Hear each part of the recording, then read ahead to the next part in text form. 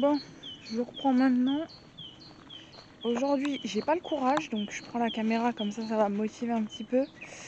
Je vais sûrement attaquer la cabane des lapins, donc je vais vous montrer. C'est une vieille cabane à poules en fait qui a été faite par le grand-père de Luc, du coup qui est vieille, qui a besoin d'un bon rafraîchissement. Parce que le but c'était de mettre les lapins dehors au printemps. Donc là pour l'instant la cabane n'est toujours pas faite et l'enclos non plus, donc ils sont pas prêts d'être dehors. Mais bon, j'aimerais bien les mettre dehors avant qu'il fasse vraiment chaud pour qu'ils puissent quand même s'habituer un peu à la température. Bon, du coup voilà comment elle est la cabane. Donc c'est une vieille cabane. Il y a tout plein d'herbe parce que nous on passe jamais ici en fait, c'est le long de la clôture. Et du coup on passe jamais ici et ça fait un moment qu'on n'a pas passé la débrousse. Donc là la porte, le but ce serait de refaire un truc qui ferme correctement.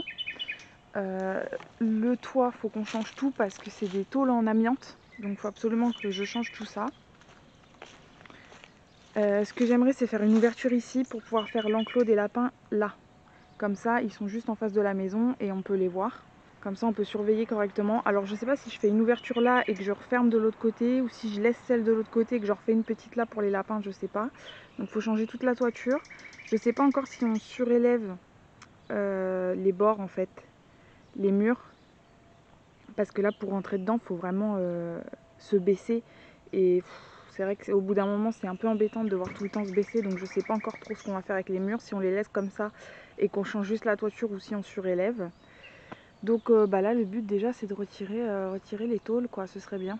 Bon, comme c'est de l'amiante, je vais quand même mettre des gants parce que bon, c'est pas terrible quand même. Et oui, du coup, un autre truc aussi qu'il faut qu'on fasse, c'est forcément l'enclos à l'extérieur. Et faut aussi qu'on recoule du béton dans la cabane parce que il n'y avait pas eu de béton de coulé dans la cabane. Il y en avait eu autour, mais pas à l'intérieur.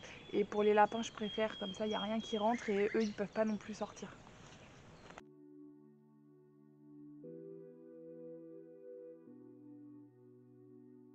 Bah, c'était pas prêt de se décrocher, c'est vraiment hyper serré. Je sais même pas si je vais réussir à les enlever.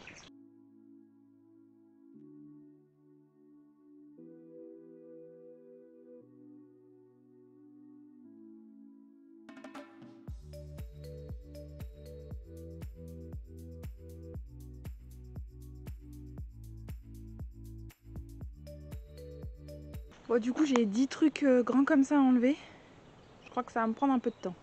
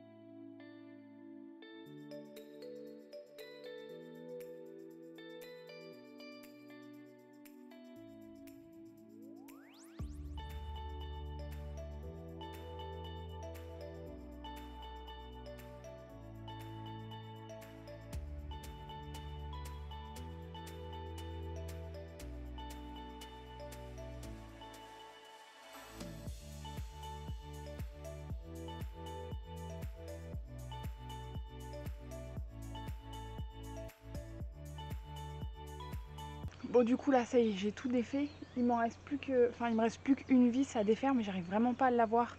Donc je vais essayer de retirer les tôles qui sont dans le fond parce qu'elles sont déjà défaites. Et au pire, ici je casserai autour de la vis, puis j'essaierai de l'avoir autrement après.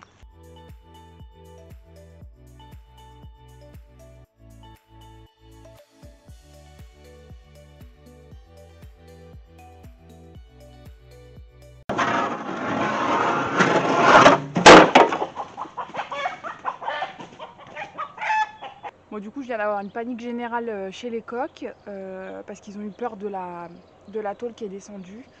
Ils se sont envolés et tout, ça fait 20 minutes que je leur cours après, mais bon, c'est pas grave. Tout le monde est rentré, donc là, je vais pouvoir continuer du coup.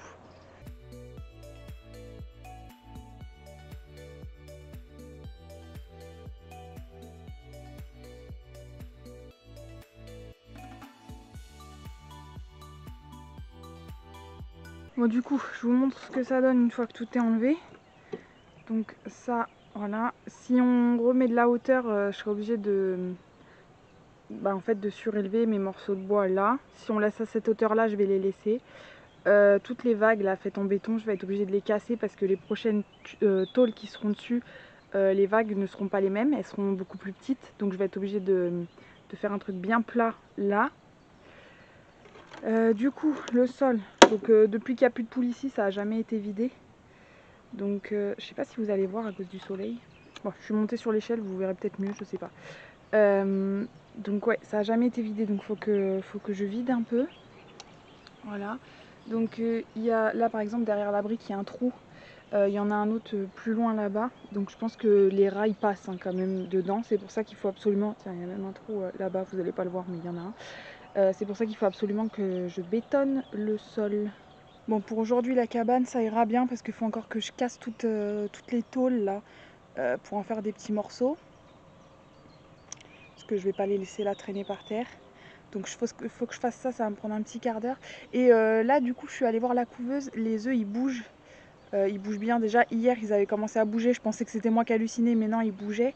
Et là, ils commencent à bien bouger, sachant que vers 13 h, je crois, on entame le 21e jour. Parce que je fais rien comme tout le monde, je les mets pas le matin ou le soir. Non, je les mets en plein milieu de la journée, les œufs, dans la couveuse. Donc vers 13 h, on entame, je vais y arriver, le 21e jour. Donc normalement, ça devrait pas tarder. J'espère qu'il y aura des poussins aujourd'hui. Ce serait chouette. Comme demain je travaille, en plus ça voudrait dire qu'ils vont rester très longtemps dans la couveuse. Donc ouais, non, ce serait bien qu'il y ait des poussins aujourd'hui.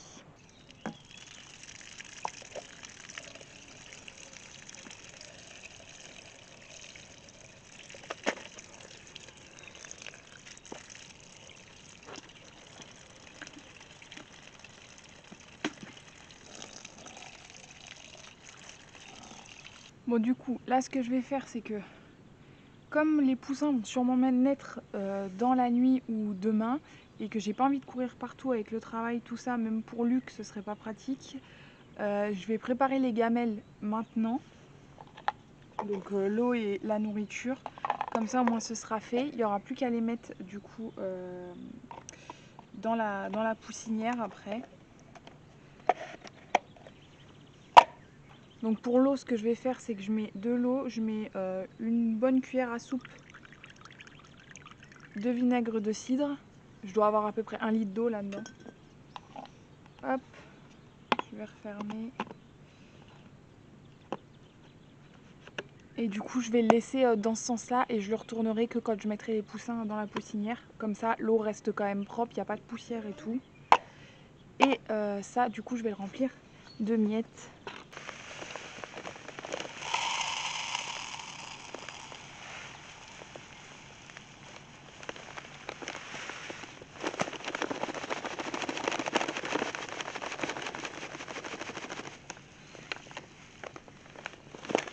Donc au début, je le remplis pas trop parce que le but, c'est quand même de voir qu'il mange bien. Si je le remplis entièrement, je verrai pas forcément la différence. Donc là, au moins, je vais voir tout de suite s'il mange. Bon, du coup, je sais pas si vous allez voir très clair, mais en gros, ça, c'est un poulailler mobile que j'ai fabriqué il y a 2 ans, je crois, qui a plutôt bien tenu parce qu'il passe sa vie dehors. Donc au milieu, j'avais fait une séparation, donc là, je l'ai mise.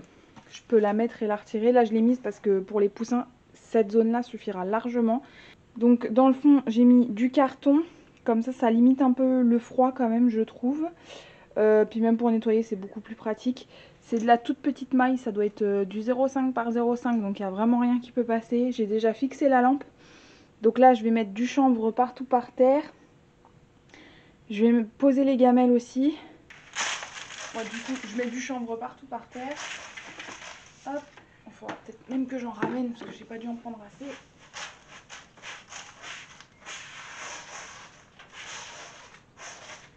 Hop. Puis je mettrai un peu de paille.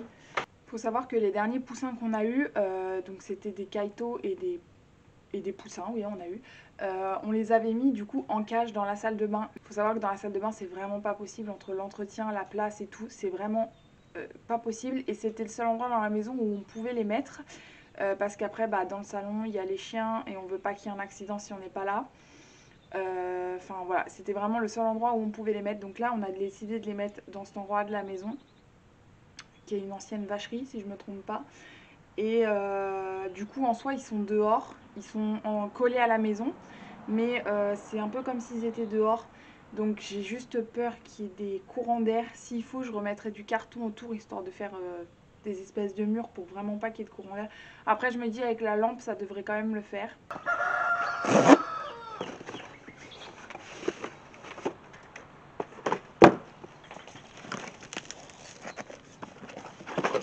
Bon du coup, j'avais peur de pas avoir assez de contenu pour le vlog, mais je pense que je vais en avoir assez.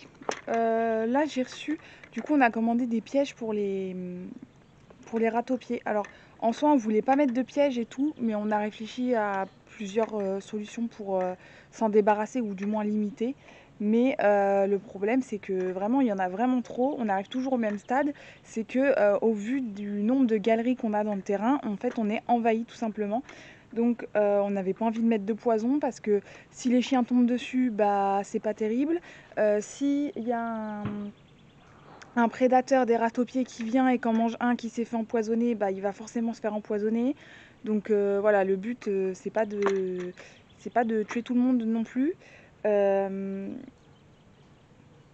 Donc là du coup j'ai pris des pièges à mettre directement dans les galeries, donc il faudra que je vois comment ça fonctionne et le mettre dedans. C'est vraiment le seul truc qu'on a trouvé parce qu'on est vraiment envahi en fait, c'est ça le truc.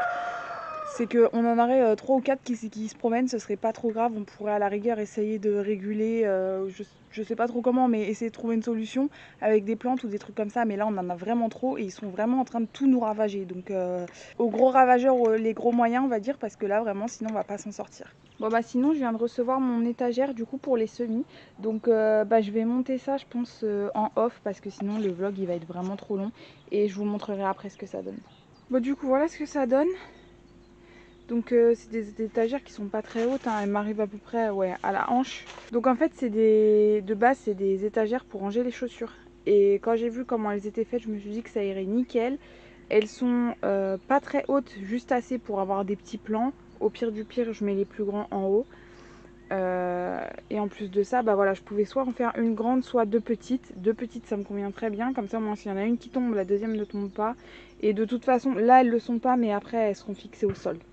Donc bah du coup je vais remettre tout ça dessus. Je pense que vous allez peut-être voir un petit peu, mais on a un poussin qui a enfin cassé sa coquille. C'est le premier poussin. Je suis trop contente.